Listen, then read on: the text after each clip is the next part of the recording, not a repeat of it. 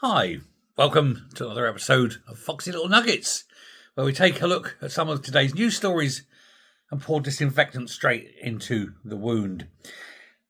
First up, Kemi Badenoch.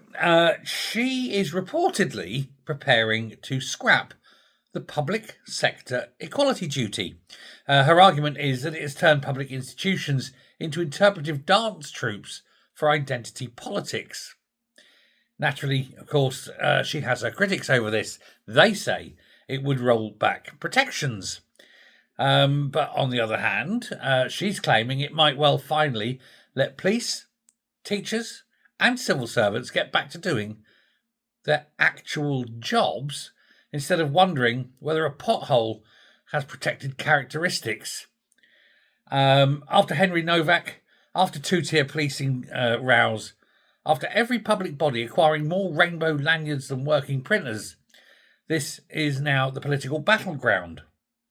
Wokeism. Equality before the law versus equality by spreadsheet. She wants us to tick fewer boxes and to get on with doing the actual job you're paid to do. It's a novel idea, I suppose. I'm not sure it'll work. After all, they do enjoy pushing the little political envelopes, don't they? Meanwhile, Sir Keir Starmer, he's now turned his jaundiced eye, if you will, his attention to children's phones.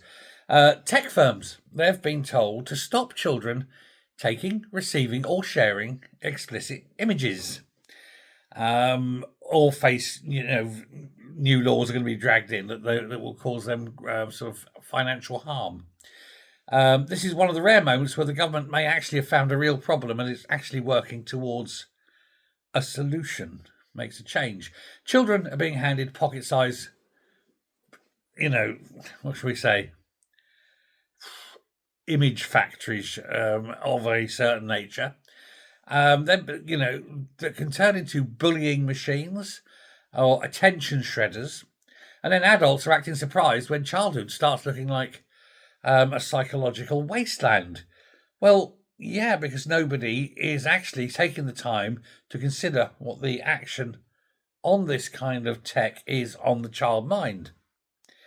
It's bad enough for me, and I'm nearly 60, and I get dragged into doom scrolling. So, yeah, I can understand it. Of course, the big problem they've got is enforcement. Children are so advanced at getting around this stuff. Any teenager who can bypass parental controls can probably access the Pentagon, reset the router, and explain cryptocurrency very badly to their grandmother. Still, the principle is right. Childhood should not be outsourced to Apple, Google, and a boy called Jaden with unlimited data. So yeah, it's one of those rare occasions when actually the government have got the principle right. It's just the age limit. They want to do it at 16. I think that's too old. My view is 13. But hey, Andy Burnham. We're going to move on to him. He's still apparently circling Keir Starmer like the shark, waiting for the kill in his little, Marks and Spencer's suit. Reports suggest Burnham may hold off any leadership challenge until after sorting the Greater Manchester mayoralty problem, assuming, of course, he wins the Makerfield by-election and does actually get himself into Westminster. How very statesmanlike. Nothing doing as far as that happens. If he doesn't win the Makerfield, then he's still the mayor. But if he does win, well, he'll have to give up being the mayor. You can't do both jobs. And so the plan there would be that he would help out and find his own replacement, effectively, for the Manchester mayor before marching guns blazing on number 10. Although how much of a fight remains to be seen. It's suspected that Starmer will just sort of come to a negotiated ceasefire, pick up his bags and march off with a little bit of dignity. Rumour has it that he wants some kind of legacy. Well, when he has to look at the state of Britain to see his legacy. But he wants something positive, apparently. Deary me. But for Burnham, he's triggering a by-election. so he can win a seat to vacate one office to take up a different office. He'll be destabilising the leader and the party, and he's going to call it a public service. Hey-ho. Labour actually now just sort of resembles a group project where everyone hates the team leader. But ain't that always the way with these things? But they're all working on their PowerPoints, aren't they? And then, of course, we've got the defence problems. Still waiting for a proper defence investment plan. Again, still, I mentioned this before. This was due a year ago. Still not here. Then they said it'd be out this week. Well, yeah, but still no sign of it this week. Meanwhile, Russia is probing, Ukraine's burning, the Navy's creaking, and Westminster doesn't know who's going to pay the bill.